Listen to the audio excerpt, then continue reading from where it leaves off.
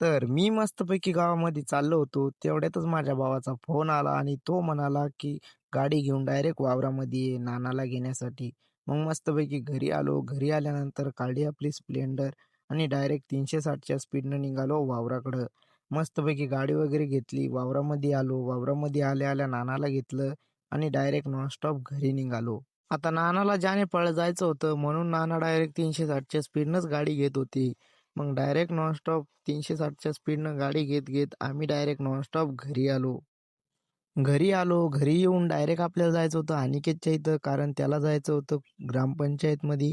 म्हणून डायरेक्ट अनिकेतच्या इथं आलो. अनिकेतला घेतलं आणि डायरेक्ट आलो ग्रामपंचायतमध्ये. इथं आल्यावर ग्रामपंचायत बंद होती. मग डबल घरी आलो. आधार वगैरे घेतलं आणि सोनुदाच्या दुकानावर आलो. तर सेतू पण बंद होता. आज आपल्यासाठी सगळंच बंद आहे काय माहिती. आणि त्यातल्या त्यात मधामधात पाणी पण पडत होता. म्हणून डायरेक्ट आम्ही नॉनस्टॉप घरी निघालो.